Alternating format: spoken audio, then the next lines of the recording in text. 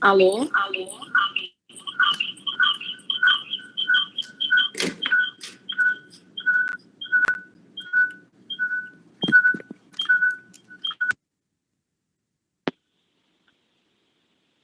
Alô, alô?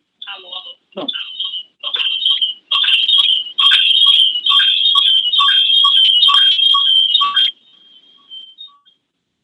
Então, agora a gente vai começar a nossa apresentação sobre o tema dor torácica na aula de semiologia. A nossa dupla é composta por mim, Giovana Azevedo e Caroline Dourado. Então, começando aqui uma introdução sobre dor torácica. Em geral, elas são benignas. E a investigação deve ser criteriosa, pois algumas etiologias são potencialmente fatais. Os pacientes podem, por vezes, os pacientes, por vezes, são submetidos desnecessariamente a protocolos de síndrome coronariana aguda. Condutas mais adequadas evitam o risco de erros médicos e atrogenia. Epidemiologia. Estima-se que no Brasil ocorram 4 milhões de atendimentos anuais por dor torácica. Síndrome coronariana aguda, são menos de 1/5 dos atendimentos de dor torácica. E quais são os tipos de dor torácica? Então, aqui, em ordem decrescente de prevalência, a dor mais frequente é a musculoesquelética, em seguida a gastrointestinal, depois as cardíacas, em seguida as de origem psiquiátricas e logo depois as pulmonares. Aqui a gente tem uma tabela da distribuição das principais causas de dor torácica por sistemas. Aí, primeiro, tem a musculoesquelética, gastrointestinal, cardíaca, psiquiátrica, pulmonar e outras desconhecidas. Como ocorre a abordagem na emergência do paciente que chega com dor torácica? Primeiro, deve-se excluir prontamente as causas potencialmente fatais. Em seguida, deve-se coletar informações relacionadas a fatores de risco, características da dor, sintomatologia associada.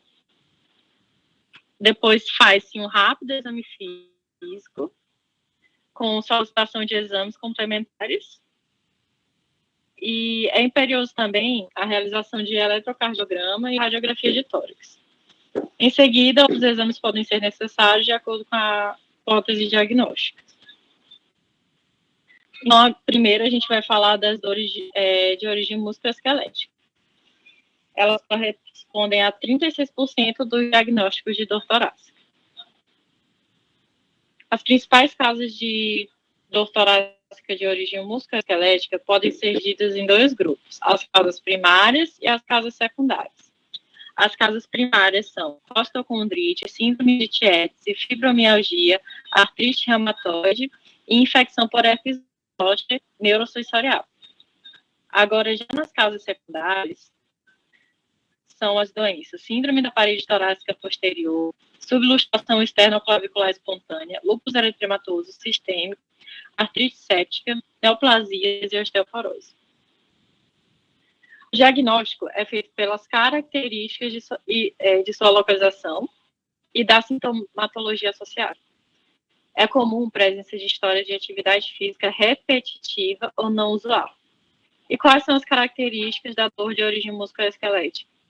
Ela é bem localizada, desencadeada pela compressão de um ponto, tem intensidade variável, que pode ser desde surda até um desconforto persistente, e pode ser desencadeada por movimentos respiratórios, em especial de inspiração profunda ou na movimentação de braços e pescoço. É importante uma avaliação cuidadosa, buscando lesões na pele específicas associadas a síndromes musculoesqueléticas. A presença de área sensível na parede torácica não exclui a presença de causas mais graves, como síndrome coronariana aguda, tromboembolismo pulmonar ou infarto agudo do miocárdio. A escolha de exames é dirigida pela história clínica do paciente e pelo exame físico. E a sintomatologia é aliviada com que tipo de fármacos? São os analgésicos, os agentes anti-inflamatórios e injeções locais de corticoides. sendo a opção inicial para o tratamento o uso de ácido acetil salicílico de 500 gramas a cada 6 horas. Agora a gente vai falar um pouco sobre a dor de origem gastroesofágica. As causas mais comuns de dor de origem gastroesofágica são o refluxo gastroesofágico, o espasmo esofágico, a esofagite e outras desordens motoras. A apresentação clínica geralmente não oferece substrato adequado para identificar a dor cardíaca da esofágica. O refluxo gastroesofágico é a segunda causa mais prevalente de dor torácica não cardíaca. E quais sintomas sugere que aquele tipo de dor torácica é de origem gastroesofágica? A gente tem a pirose, que é uma dor epigástrica semelhante a uma queimadura. Também é presente regurgitação, disfagia, que é a dificuldade para engolir alimentos líquidos ou saliva, e uma dor tipicamente pós-prandial. O que é isso? É uma dor abdominal severa depois de comer, que pode ser persistente por mais de 1 hora. Essa dor é aliviada pela ingestão de antiácidos. A abordagem inicial ao paciente é feita primeiro pela exclusão de síndrome coronariana aguda, usando a triagem apropriada em todos os pacientes com dor torácica aguda. Ocorre a avaliação da dor precordial atípica com eletrocardiograma e teste de esforço, antes da terapêutica gastrointestinal. E agora a gente vai falar um pouco sobre a dor de origem cardíaca. É dividida em vários tipos e a gente vai falar um pouco da dor do tipo cardíaca isquêmica. Então, a dor isquêmica é a falta de oxigênio para um ponto da parede do coração. A localização é retroesternal, mais à esquerda. E ela pode cobrir uma área pequena ou grande. Pode irradiar para membro superior esquerdo, pescoço e abdômen. Pode se relatar também dor no estômago, quando a dor é na parede inferior do coração. E é necessário suspeitar quando a pessoa diz que a dor não passa de jeito nenhum. Então, quando o paciente fala que aquela dor não passa de jeito nenhum, aquela dor torácica, aquela dor no peito, que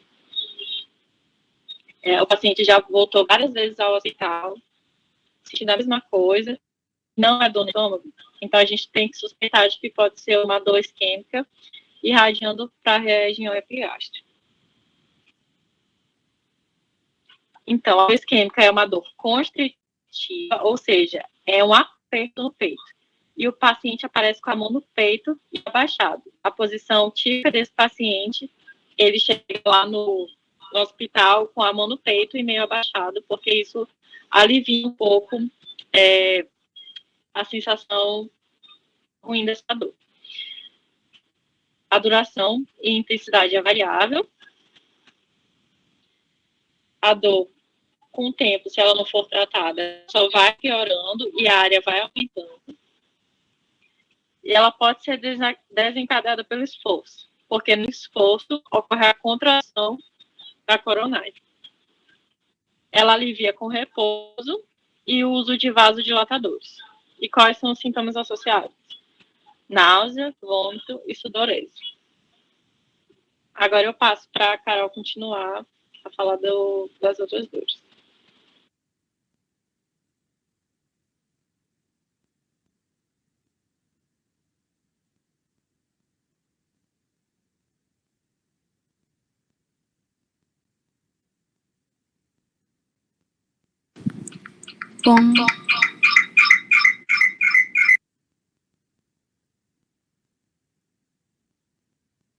Bom. Alô? Bom, tá ouvindo? Tá saindo som aí? Ah, certo. Dando continuidade à Giovana, tem a dor de origem pericárdica, que é também um tipo de dor cardíaca. No caso, ela é formada principalmente pela pericardite, que é a inflamação do pericárdio, que é a membrana que recobre o coração. Quando tem algum tipo de atrito entre as membranas, isso causa uma distensão do sulco pericárdico por causa do líquido.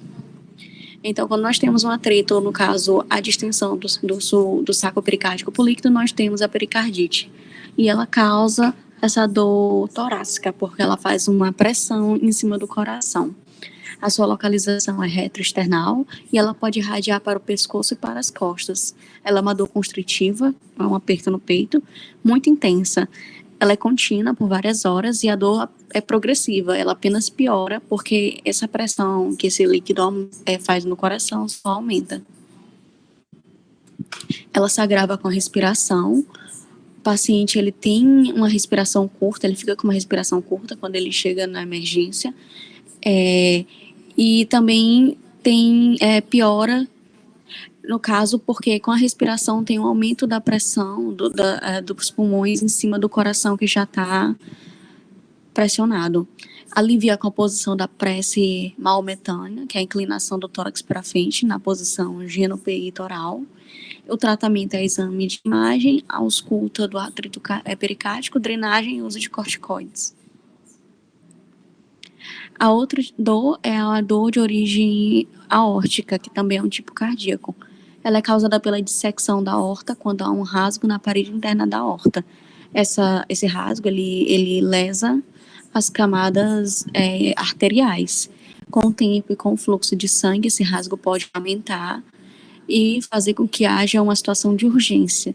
Esse tipo de dor, ele deve ser tratado com muito cuidado e com muita urgência, porque é de fato uma emergência cardíaca. Então, necessita de operação imediata. Esse rasgo na parede interna da aorta é feita por processos inflamatórios, como a arteriosclerose, colesterol alto e diabetes. Ele é uma localização retroesternal ou anterior ao tórax. E a dor ela é muito intensa e parece uma facada. A pessoa sente como se estivesse recebendo uma facada nas costas. Ela irradia para o pescoço, para a interescapular e para os ombros. É uma dor alucinante, rasgando, tem um início súbito e de intensidade muito intensa e pulsante. O paciente chega inquieto e a dissecção da aorta não altera o eletrocardiograma. Pode-se realizar a tomografia, mas deve ser rápida, pois é uma emergência médica. Alguns dos sintomas associados à hipotensão e desmaio. Tem a dor de origem psiquiátrica, ela está presente nas síndromes do pânico, na depressão e na hipocondria. Ela está associada geralmente a taquicardia, hiperventilação, sudorese e palpitações, precedidos por sensação de medo e apreensão. 1/3 dos pacientes que procuram emergência sentindo dor torácica identificam-se com algum tipo de desordem psiquiátrica. Nesse tipo de dor, os exames eletrocardiográficos e enzimáticos são normais. E é uma dor precórdia surda de intensidade contínua e desconfortável na ponta do coração. E nós também temos as dores causadas por questões pulmonares. Está associada à alteração dos vasos ou do parênquima pulmonar e do tecido pleural. As alterações podem se manifestar de forma aguda, como no embolismo pulmonar, ou crônica, como na hipertensão pulmonar. O seu início ele é agudo, de uma forma geral, aparece em 66% dos casos de embolia pulmonar e 97% dos casos ele está associado com a dispneia e taquipneia. A embolia pulmonar ela tem uma dor pleurítica retroesternal, geralmente mais lateralizada. A dor torácica ocorre associada à pneumonia em 30% dos casos. A conclusão é que a prevalência da dor torácica de origem não coronariana, ela se sobrepõe às causas coronarianas. O objetivo principal ao se avaliar o paciente com dor torácica é excluir as condições potencialmente ameaçadoras à vida. Torna-se necessário que o serviço de emergência tenha uma equipe treinada capaz de fornecer a estratégia diagnóstica e terapêutica organizada, com rapidez, qualidade e redução de custos. Essas são nossas referências. A gente agradece a atenção.